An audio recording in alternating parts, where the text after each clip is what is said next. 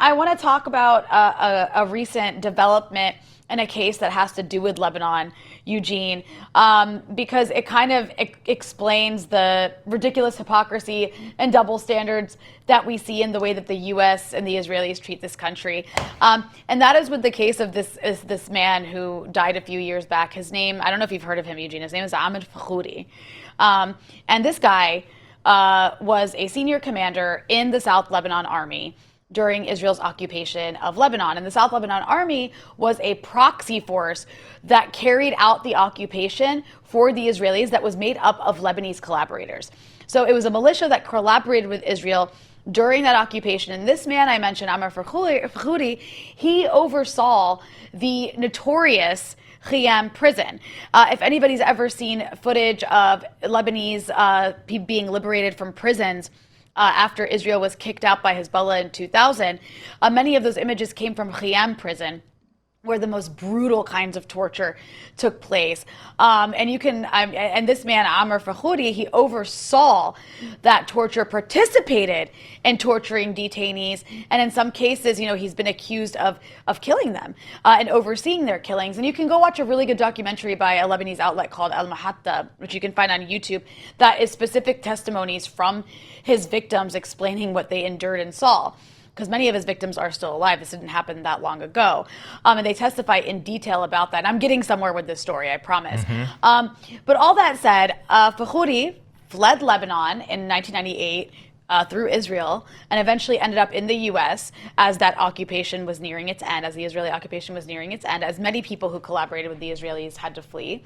And when he got to the U.S., he actually, people here say that he lied on a citizen application by hiding his past as a torturer, because he was actually sentenced for his crimes in Lebanon in absentia for the tortures and killings he participated in. Years went by, he becomes a U.S. citizen, he has this entire life and this entire family in the U.S. 2019 comes around, and this guy decides now's a good time to return to Lebanon. He's thinking that the statute of limitations for the crimes he was sentenced to as a torturer has run out. But because there was so much anger, he was actually detained by Lebanese authorities, and he was put in prison here. And that's when the U.S. government intervened. The Trump administration launched this full-scale pressure campaign on Lebanon, even kind of threatening sanctions to secure this guy's release. And while he was in custody, he developed cancer. And so he ends up getting released after all this pressure from the U.S. The Lebanese release him. His victims were so upset because they thought they'd finally gotten justice. And he was smuggled out of Lebanon by a U.S. military helicopter. Wow. And he ends up back in the U.S. and he died shortly after that from cancer. Okay, so now we get to today. Just in the month of May, his family sued Iran and sued Lebanon for his death, saying that they caused his cancer. Wow. And they won in a Washington, D.C. court.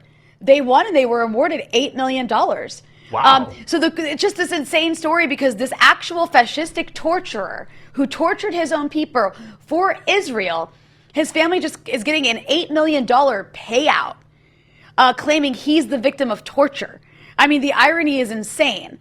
I'm assuming that money will likely be drawn probably from those frozen Iranian assets that, the U.S. seized and often hands out in these kind of politically convenient payouts to people who want to sue Iran for terrorism. But this is just a textbook case of the U.S. shielding an actual criminal, a torturer, when they serve American interests. It kind of reminds me of the way that Nazis after World War II and collaborators with the Nazis in various, Western European countries were kind of saved by the Americans so they could use them against communists around the world. But this is a pattern of just, not just justice denied, but these victims being silenced. People here are very upset about it because it's reminding them of everything now that this case has come out.